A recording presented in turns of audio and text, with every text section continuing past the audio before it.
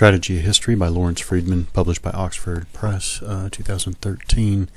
Plato's Strategic Coup, page 38.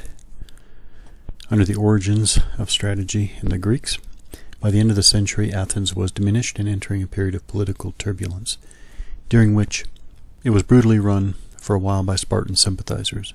Intellectuals, once such an act of positive force, became objects of suspicion, and they withdrew from political affairs.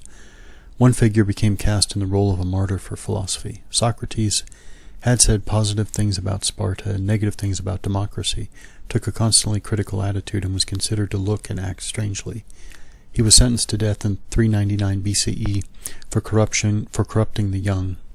Although Socrates left no writings, he did have devoted students, including Plato, who was about 25 when Socrates died.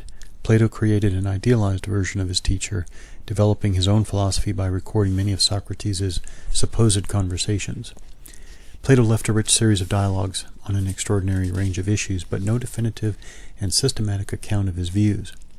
Nonetheless, certain themes emerged strongly. The most relevant for our purposes concern the political role of philosophy, including damning those that had gone before for the very qualities that had made their intellects strategic. It was Plato who labeled this prior philosophy as sophism, for which he developed a formidable charge sheet. According to Plato, the sophists were not serious in their philosophical endeavors. They had given up the search for truth in order to play rhetorical games, using their persuasive powers on behalf of any case, however unworthy the cause or perverse the logic, in return for payment.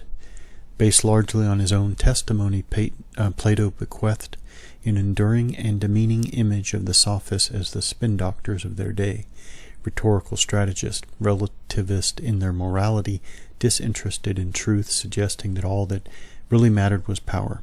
They were hired hands, traveling wordsmiths who sold their skills to the highest bidder without any view of right and wrong.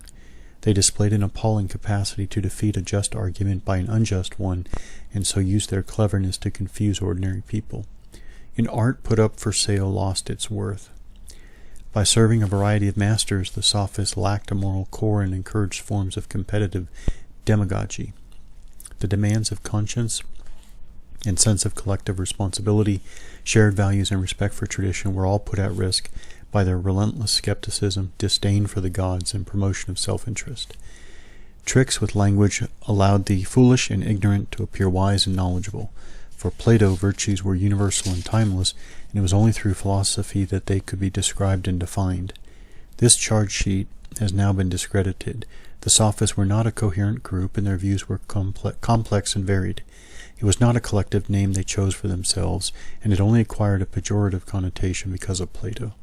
A number may not have even been that interested in persuasion, but were instead experimenting in discourse and also providing a form of intellectually mischievous entertainment. The artificiality of Plato's exercise is attested to by his deliberate attempt to rescue his teacher Socrates from this despised group of impostors, despite the fact that Socrates shared many of their characteristics, not least his skeptical, questioning approach to all forms of inquiry. In contemporary terms, that chapter 26 further explores, we might say that Plato engineered a paradigm shift, and he did this by lumping together those with whom he disagreed into an old paradigm that failed to meet the tests of truth-seeking, to be compared to the new paradigm developed around a distinct specialized discipline and profession of philosophy.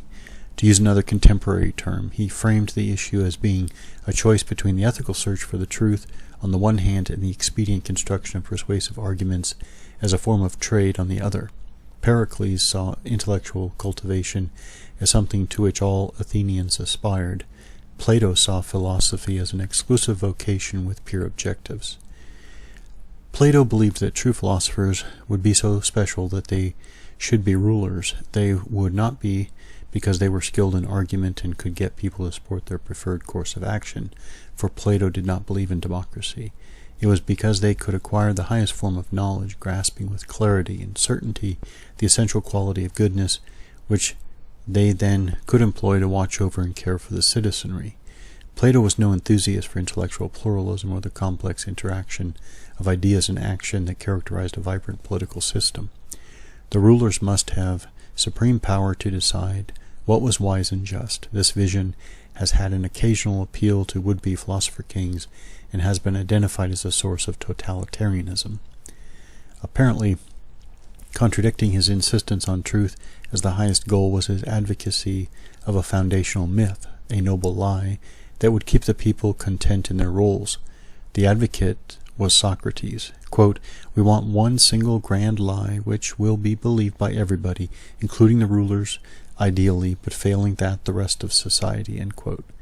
No issue demonstrated more the tension inherent in combining the role of philosopher and ruler with their respective commitments to the truth and civic order.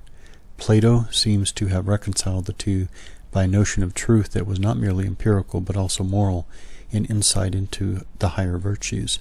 Not everyone could have this sort of insight, and this created responsibilities when dealing with lesser minds, the lower classes whose grasp of the world was always bound to be limited and illusory. The noble lie was therefore one for good purpose, introduced by Socrates as charter myths for his ideal city.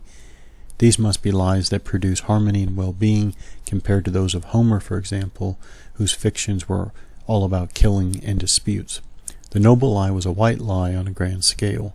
Just as children might be tricked into taking medicines or soldiers encouraged into battle, so communities had to be educated into a belief in social harmony and a conviction that the existing order was natural. The class structure was therefore the result of the different metals the gods had put into individual souls: gold for rulers, silver for auxiliaries, and iron and bronze for farmers and artisans. Plato's main legacy was not in the character of rulers, but in the establishment of philosophy as a specialist profession. Something similar happened with the post-Enlightenment social sciences in modern times. What started as a set of puzzles about knowledge and its practical application, engaging directly with large and contentious social and political questions, became an assertion of a specialist expertise and claims to a higher scientific truth. Strategy, which had to be about conflict, not just between and within the city-states, but also between the claims of words and the reality of deeds, between the virtue of honesty and the expedience of deception, was always far from a Platonic ideal. Part of Plato's legacy was the sharp distinction between theoretical and practical knowledge, in place of a tradition which appreciated the constant interaction between views of the world and the experience of coping with its complexities.